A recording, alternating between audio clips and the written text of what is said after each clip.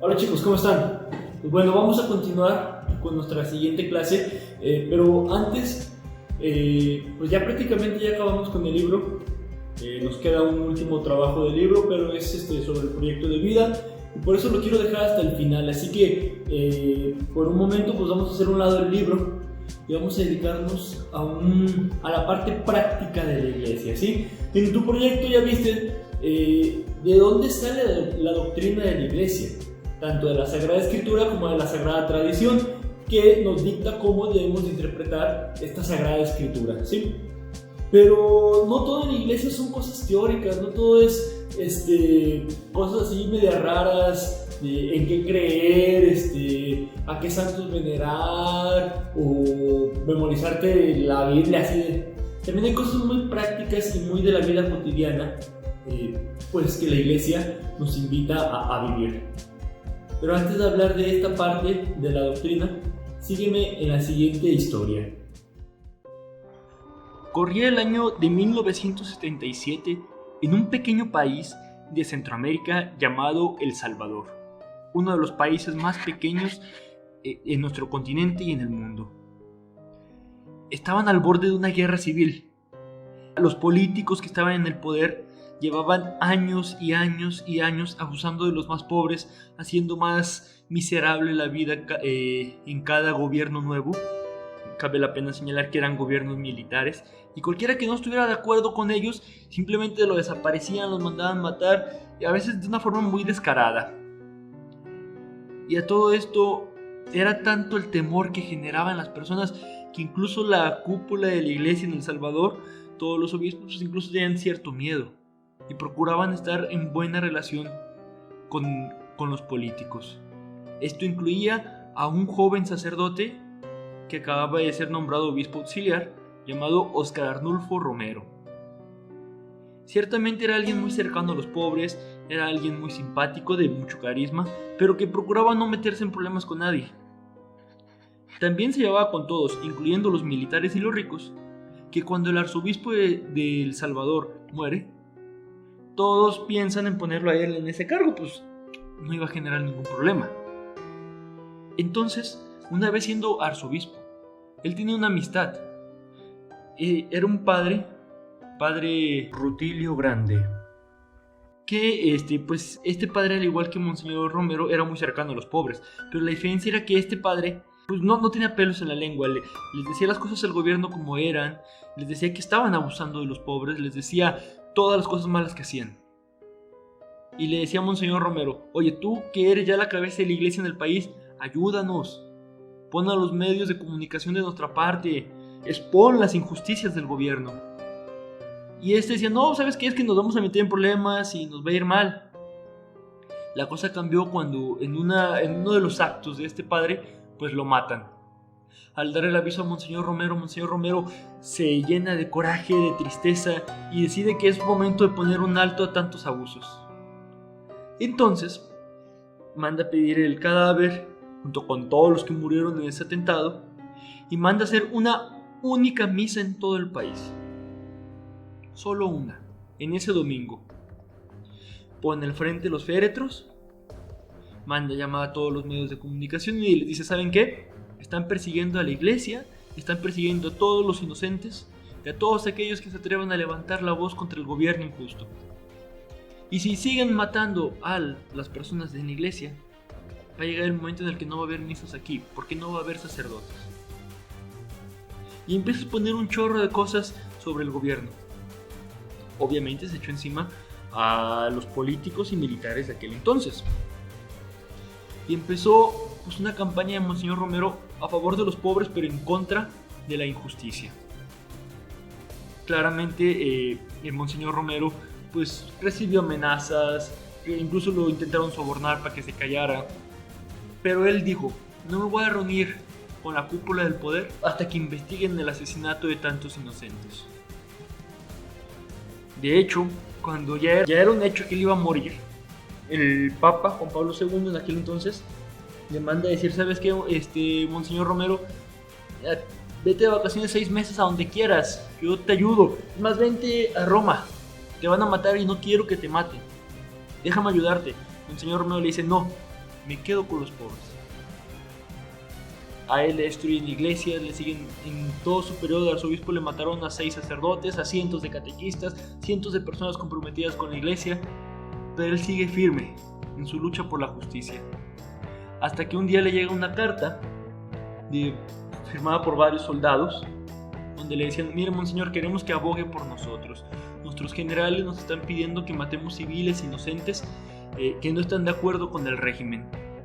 Y no queremos hacerlo, no queremos ser parte de eso. Por favor, abogue por nosotros. Monseñor Romero escribe a los generales diciendo, oye, ¿sabes qué? Eso está mal, no puedes matar inocentes. Y esto le dicen, ok, está bien, lo vamos a dejar de hacer, pero ocupamos que nos entregue la carta que te llegó a ti para poder dar respuesta. Monseñor no era tonto. Sabe que si entregaba la carta iban a matar a los soldados que le escribieron. Entonces lo que hace es dar el siguiente mensaje en lo que fue conocida como su última homilía pública. Yo quisiera hacer un llamamiento de manera especial a los hombres del ejército y en concreto a las bases de la Guardia Nacional, de la policía, de los cuarteles. Hermanos, son de nuestro mismo pueblo, matan a sus mismos hermanos campesinos. Y ante una orden de matar que dé un hombre, debe de prevalecer la ley de Dios que dice no matar. Ningún soldado está obligado a obedecer una orden contra la ley de Dios. Una ley inmoral, nadie tiene que cumplirla. Ya es tiempo de que recuperen su conciencia y que obedezcan antes a su conciencia que a la orden del pecado. La Iglesia, defensora de los derechos de Dios, de la ley de Dios, de la dignidad humana, de la persona, no puede quedarse callada ante tanta abominación. Queremos que el gobierno tome en serio que de nada sirven las reformas si van teñidas con tanta sangre. En nombre de Dios, pues, y en nombre de este sufrido pueblo, cuyos lamentos suben hasta el cielo cada día más tumultuosos, les suplico, les ruego, les ordeno en nombre de Dios, cese la represión.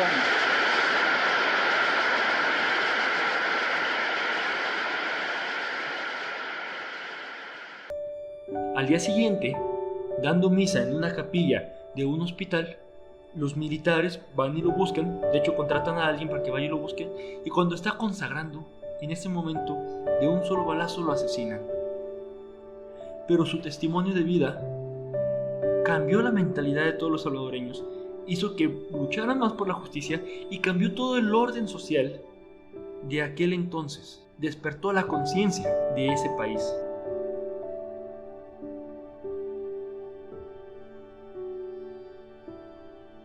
Pues bien, te preguntarás por qué te cuento esta historia. Pues muy simple. Monseñor Romero es un claro ejemplo en Latinoamérica de lo que la Iglesia llama doctrina social. Como te decía hace rato, la doctrina social es esta parte práctica, no tanto teórica, no tanto doctrinal, sino más bien práctica de nuestra fe. La doctrina social no es una ideología política, tampoco es una ideología económica, es cómo llevar las relaciones humanas desde la fe y el uso de la razón. Volvemos a ver esto: fe, tradición, magisterio de la Iglesia, Biblia, esta dualidad que tanto se vive en la Iglesia. Y bueno,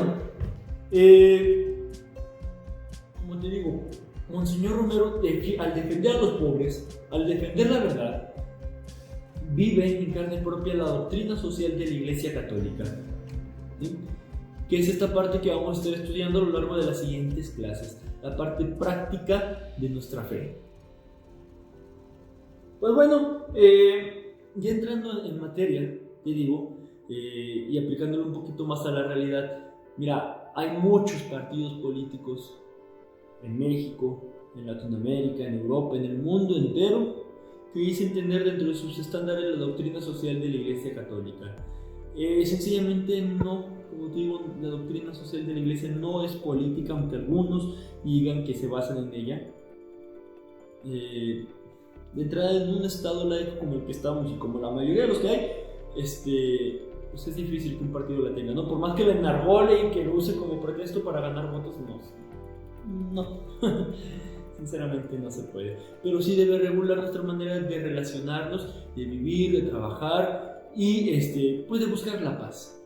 La doctrina social nace en un contexto muy específico. A finales del siglo XIX ya se estaba dando todo esto de la revolución industrial, ya llevaban muchos años con esto de hecho, y la explotación laboral pues era algo de cada día. Recordamos la historia de Don Bosco, que recoge niños de la calle, les trata de buscar trabajos donde se respete la dignidad humana, pero no siempre era fácil. De hecho, él se vio obligado a fundar sus propios talleres para que los chavos se ganen la vida en el mismo oratorio de Baldoco. Pero, pues, aunque Don Bosco logró rescatar a muchos chavos de Turín, Italia, esa situación se repetía en toda Italia, en toda España, en Inglaterra, y ya ni hablar del continente americano, que si Europa estaba mal, América estaba 100 veces peor. Entonces, el Papa de aquel entonces, el Papa León XIII, pues empieza a dictar algunos documentos que llaman la atención a los políticos y a los empresarios de aquel entonces de qué estaba mal hacer. Jornadas de más de 8 horas, sin un momento para descansar, sin un momento para comer, jornadas de 10, 12, 14, 16 horas, eran infrahumanas y estaban mal. Empieza también a decir, ¿saben qué? Era una época de mucho imperialismo. Recordemos que el imperialismo llega a su auge con la Primera Guerra Mundial. Decir, ¿saben qué? No podemos categorizarnos en humanos de primera y humanos de segunda. Te pongo un claro ejemplo. En aquel entonces se trazan las fronteras de lo que ahora es el continente africano. Si te fijas, agárrate un mapa y fíjate que las fronteras de África no son como las de ningún otro continente. Las de otros continentes se rigen por culturas, por, no sé, las fronteras son montañas, ríos, cosas naturales. Es muy distintiva. Por ejemplo, la cultura de Inglaterra con la de España, aunque están pegados, solamente los separa un pedacito de mar. Con Francia, en cambio, se dividieron África según los poderes imperialistas, según la política, según el dinero, según los recursos económicos, y les valió un soberano cacahuate que dividieran a una misma cultura. Les valió que dividieran familias, les valió que generaran inestabilidad política y económica. Simplemente se les dividieron porque mis terrenos son aquí y aquí tengo mi empresa y este va a ser mi país fulanito de tal. Por eso las fronteras de África están tan como trazadas con escuadras y muy bonito, porque literalmente así fueron trazadas. Entonces el mismo Papa dice, ¿saben qué? No podemos usar a las personas como mercancías. ¿Sí? Recordemos que esta mentalidad imperialista, pues incluso, como te decía, desemboca en una Primera Guerra Mundial. Años más adelante, después de la Primera y Segunda Guerra Mundial, en la época de la Guerra Fría, como seguramente ahora se estudia en tus clases de historia, pues estaban ya las dos superpotencias de aquel entonces, Unión Soviética y Estados Unidos, tienen bombas nucleares capaces de destruir el mundo con simplemente apretar un bendito botón y se acaba este mundo. No lo iban a hacer, ambos tenían como cierto miedo, por así decirlo de una manera muy simplista. Se enfrentaban, pero se enfrentaban, no sé, Rusia apoyaba a gobiernos comunistas en América Latina para darle la torre al comercio de Estados Unidos hacía lo mismo, pero con países de Asia, y había cierta guerra tensa entre ellos dos. Y el miedo de aquel entonces era, bueno, pues si estos dos se van a la guerra, se acabó todo, y es el fin de la historia. Y el entonces Papa Juan XXIII escribe un documento bastante hermoso que te recomiendo muchísimo leer, que se llama Pacem in Terris, en español, Paz en la Tierra. donde habla de cómo los países fuertes no pueden explotar a los débiles, cómo las economías que van creciendo cada vez más no se pueden valer de los demás como mano de obra barata, cómo debe haber una dignidad humana, cómo que las grandes potencias sigan creciendo no nos puede llevar a una guerra. Habla de las cosas malas de la guerra, de lo malo que es el armamento, sobre todo el armamento nuclear. Hace un llamado a la paz, a la reconciliación, hace un llamado a una economía justa, hace un llamado a un mundo mejor. Pero no solamente como, no sé, voy a poner un ejemplo, no se me ofendan, no trato de ofender a nadie. No es como una catequista viejita de 80 años que te dice ¡ámense todos! Que es parecido con la realidad, es mera coincidencia. Sino más bien como una persona sabia, porque era una persona muy sabia ese papa, que te da algunos lineamientos. ¿Sabes qué? Mira, vamos haciéndole así, así y así. Y con el paso del tiempo, pues esta doctrina es retomada por lo que hoy conocemos como San Juan Pablo II, que en su época de papado él habla de los derechos laborales también, de las garantías individuales. Estamos hablando de que ya son más famosos y más practicados en todo el mundo los derechos humanos, no en todos lados como hoy en día, pero pues él también hace un llamamiento al respeto de los derechos humanos.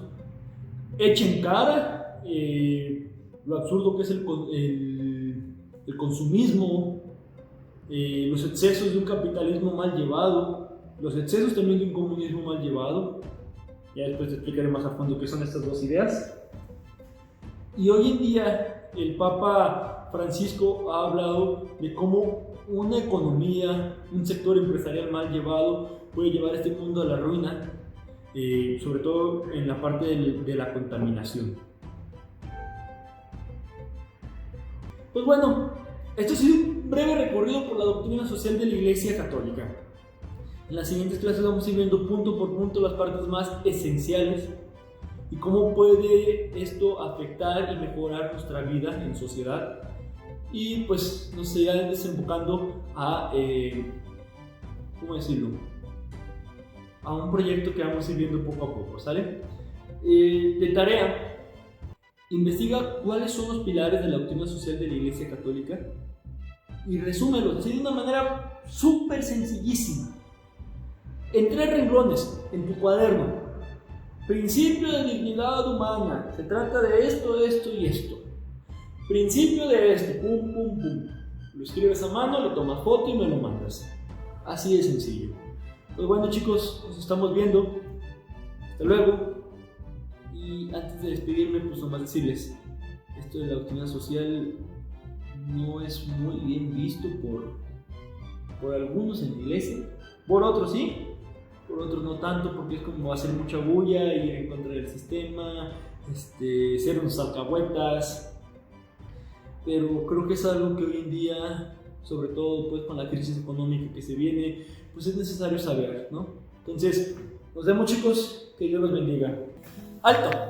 Antes de terminar la clase, se me olvidó, también quiero seguir trabajando esta parte pues de sus preguntas, ¿sí? Bueno, estas las preguntas, en lista de pendientes. ¿Por qué seguir con las preguntas? Mira, últimamente a mí me gusta seguir a algunos influencers que tengan alguna opinión razonable, que no solamente hagan tonterías ante la cámara. Y sí, muchos de los que yo sigo, muchos atacan de manera muy ignorante, pero atacan a la iglesia sin conocer muchas cosas. Entonces, quiero creer que tú que sigues más influencers que yo, tú que sigues más canales que yo, tú que estás más metido en el mundo globalizado que yo, seguramente has escuchado más críticas, seguramente has escuchado opiniones más sesgadas de la iglesia. Y es bueno pues seguir conociendo y seguir correspondiendo a estas dudas tuyas. ¿Sale? Veamos. Dice, ¿la religión católica acepta que solo creas en Dios y no en la iglesia? No. Y te lo explico. O sea, está bien que creas en Dios y ya es un paso, ¿sí? Hay algo que la iglesia llama las semillas del reino. O sea, todo aquello que, aunque no forma parte completamente de ella, sin embargo, tiene elementos de su doctrina, elementos de la santa verdad, y pues el creer en Dios pues ya es uno de ellos, ¿no? Ya es ganancia. Preferible eso que nada. Pero si creemos en un Dios que nos ama y que está al pendiente de nosotros, también creemos que ese Dios busca maneras físicas y personales de estar al pendiente de nosotros. Llámese mamá, papá, la pareja, quien tú quieras. Ese Dios se debe de manifestar en cosas concretas, debe manifestar su amor de manera muy concreta. Pero además manifiesta su amor y su verdad por personas que tienen específicamente esa labor. Ser signos y portadores de su amor, que esa es la misión de la iglesia y de las distintas congregaciones. No puedo creer en Dios sin creer en las manifestaciones que me hablan de quién es Dios, cómo es Dios y cómo me ama. Una creencia solamente en Dios es una creencia muy abstracta que terminará en una religiosidad a mi conveniencia, una religiosidad a la carta. ¿Cómo explica las cosas crueles e ilógicas que hizo la iglesia? Ok, de una forma muy sencilla. Primero hay que analizar bien la historia, ¿sí? Y ver qué es verdad, qué es exagerado, qué se desconoce. Por ejemplo, la Inquisición. Hubo 3 Inquisiciones, no solo una.